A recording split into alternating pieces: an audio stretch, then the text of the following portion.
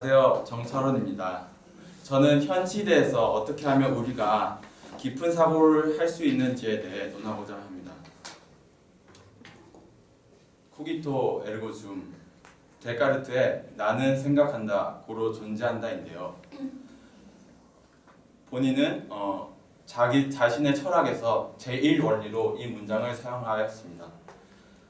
모든 것을 의심하여 세상에서 어떠한 확실한 것이 없다 해도 자신의 존재만큼은 의심할 수 없다고 생각했기 때문입니다.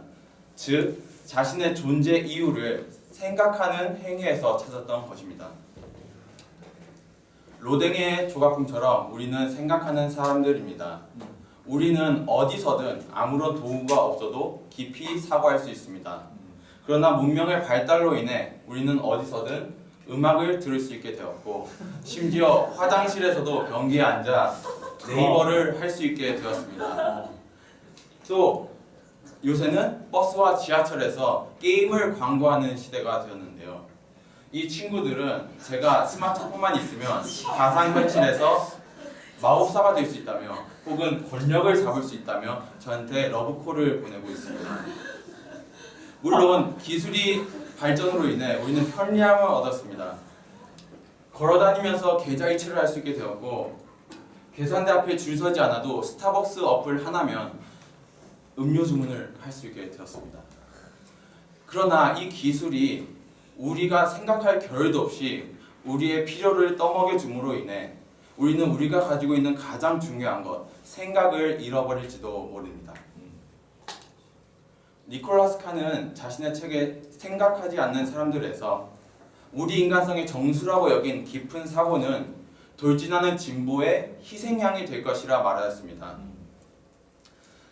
끝없는 기술의 발전으로 인해 미디어는 날로 시청각을 자극하고 있으며 더 손쉽고 편리한 기능들을 우리에게 제공하고 있습니다. 그렇다면 우리는 우리에게 주어진 미디어를 어떻게 다루어야 할까요? 어떻게 하면 잘 활용할 수 있을까요? 또 어떻게 하면 깊은 사고를 병행할 수 있을까요? 제 이야기를 잠시 나누고자 합니다. 저는 초중고 학창 시절 온라인 게임으로 그 시간들을 탕진하였습니다.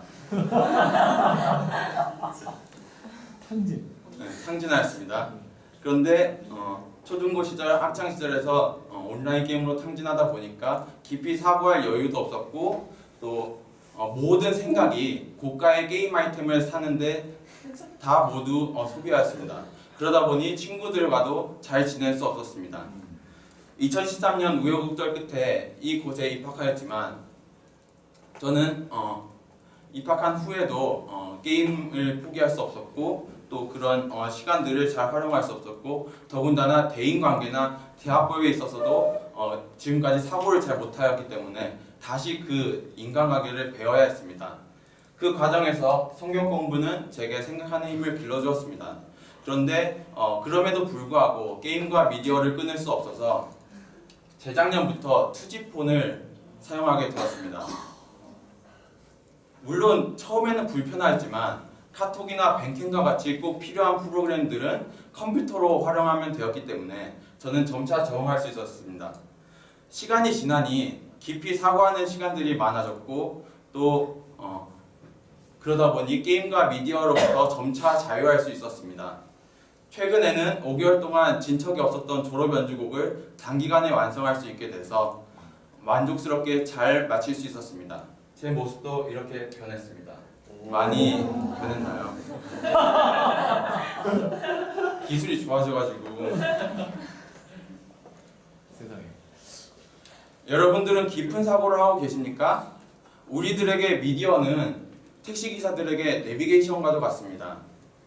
내비게이션이 없어질 당시 택시기사들은 기억력을 발휘해서 길을 익혔지만, 내비게이션이 탑재된 이후에는 기억력을 발휘할 필요가 없어졌습니다.